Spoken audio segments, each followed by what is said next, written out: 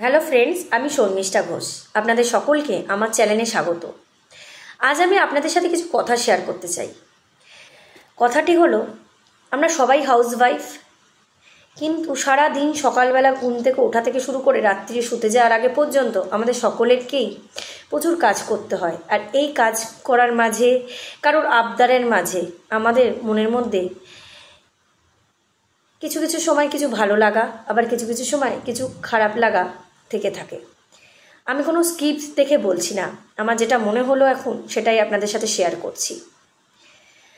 এই ভালো লাগার খারাপ লাগাগুলো আমাদের মাঝের মধ্যেই মনে হয় কার সাথে শেয়ার করব। হয়তো এই হাউসওয়াইফরা আমরা সেরকমভাবে কোনো বন্ধুই পাই না যার সাথে সব কথা শেয়ার করতে পারা যায়।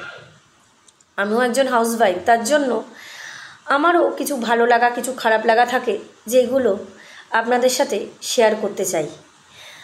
আমি চাই আপনারাও আমার সাথে এই আপনাদের ভালো লাগা খারাপ লাগাগুলো শেয়ার করুন। আমি বিগত অনেক বছর ধরেই, যখন থেকে বিয়ে হয়েছে তবে থেকেই, বিয়ে করার পর একটা সাংসারিক জীবন আর বিয়ের আগের একটা জীবনের মধ্যে অনেক পার্থক্য। যেই জিনিসটা আমি বাপের বাড়ি করতে পারি, সেই জিনিসটা আমি শ্বশুরবাড়ি করতে পারি না। আবার কি হয়, যেহেতু শ্বশুরবাড়ি থেকে থেকে এমন অভ্যাস হয়ে যায় যে বাপের বাড়িতে গিয়ে আগের জায়গায় আর ফিরে যেতে পারি না। হয়তো আপনাদের সকলের ক্ষেত্রেই হয়। শ্বশুরবাড়িতে দেখুন রাত্রির সন্ধে বেলা কত কাজ থাকে।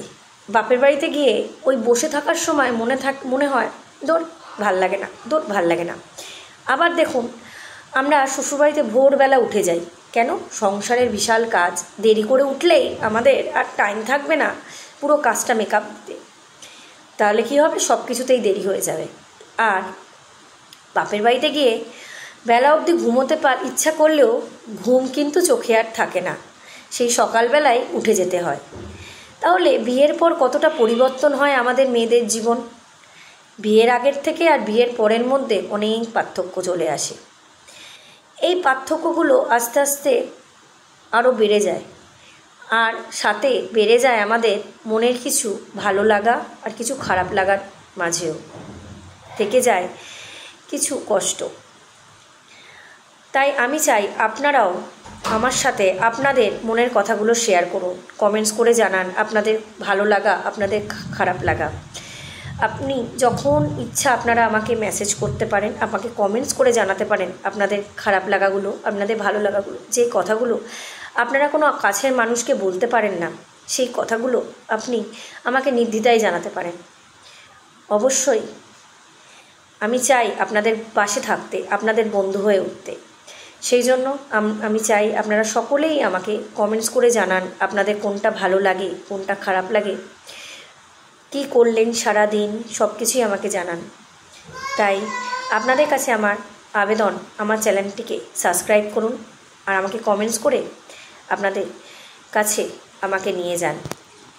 Thank you. শর্মিষ্ঠা ঘোষের পক্ষ থেকে আপনাদের সকলকে ধন্যবাদ।